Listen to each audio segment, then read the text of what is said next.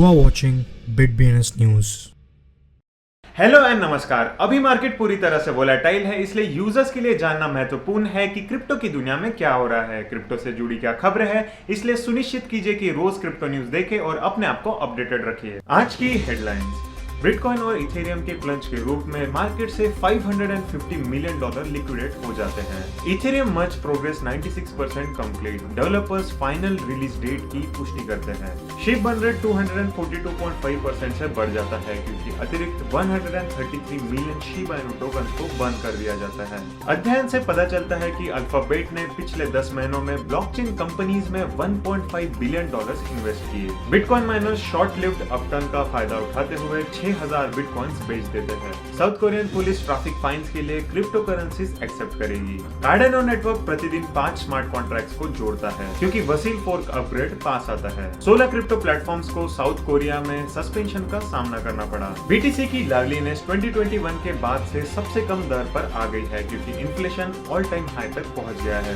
लगभग $55 मिलियन के board of NFTs और क्रिप्टोपंक एनएफटीज डेट क्राइसिस के बीच लिक्विडेशन के संकट में आ जाते हैं। हाउबी का HUSD डॉलर पे खोने वाला लेटेस्ट स्टेबल कॉइन बन जाता है। रिपल ने ब्राजील में एंटरप्राइज क्रिप्टो पेमेंट सेवा शुरू करने के लिए ट्रैवलेक्स के साथ पार्टनरशिप की। नए एडजस्टमेंट में बिटकॉइन की डिफिकल्टी 0.63% से बढ़ जाती है।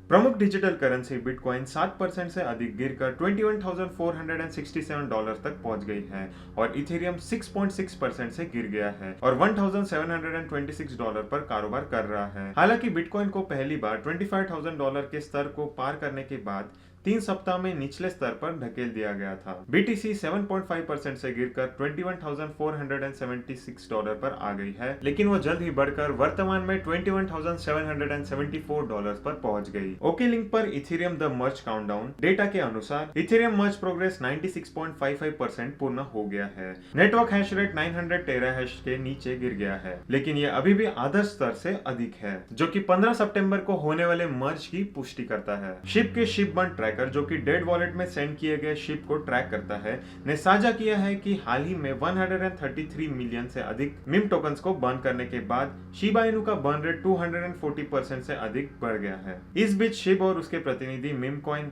डोज में प्रमुख वैल्यू करेक्शन देखी गई है। यूएस टेक जायंट अल्फाबेट सार्वजनिक रूप में कारोबार करने वाली कंपनियों में से सबसे बड़े ब्लॉकचेन इन्वेस्टर है, जिसने सितंबर 2021 और जून 2022 के बीच इस स्पेस में इन्वेस्ट किया है। क्रिप्टो डिजिटल प्लेटफॉर्म पता चलता है कि गूगल के पेरेंट कंपनी ने पिछले 10 महीनों में 4 ब्लॉकचेन कंपनियां फायरब्लॉक्स, डेबर लैब्स, वोल्टेज और डिजिटल करेंसी ग्रुप में $1.5 बिलियन का इन्वेस्टमेंट किया है। क्रिप्टो करेंसी बाजार में मेजॉरिटी डिजिटल एसेट्स को फिर से लाल होने के बावजूद सप्ताह के पहले की ब्रीफ वृद्धि में बिटकॉइन माइनर्स को अपने लिए कुछ लाभ कमाने का अवसर दिया है। बिटकॉइन माइनर्स ने 5,925 BTC की बिक्री की है। पिछले 2 हफ्तों में माइनर्स द्वारा बेचे गए बिटकॉइन की वैल्यू $130 मिलियन होती है। दक्षिण कोरिया पुलिस ने अभी एक सफल परीक्षण कार्यक्रम पूर्ण किया है, जो कि लोगों से अपने ट्रैफिक जुर्माना का भुगतान करने के लिए क्रिप्टो करेंसी लेने की अनुमति देता है। 275,000 की आबादी वाले उत्तर पश्चिमी एक छोटे से शहर गनपो में ये पायलट कार्यक्रम पूरा किया गया है, जो पुलिस को अनुमति देता है कि ट्रैफिक जुर्माना वाले व्यक्तियों के एक्सचेंज खातों में से क्रिप्टो करेंसी जब्त की जा सके। कार्डानो नेटवर्क अगस्त की शुरुआत में 3000 स्मार्ट कॉन्ट्रैक्ट्स तक पहुंच गया था। डीफाई नेटवर्क धीमा होने का संकेत नहीं दे रहा है।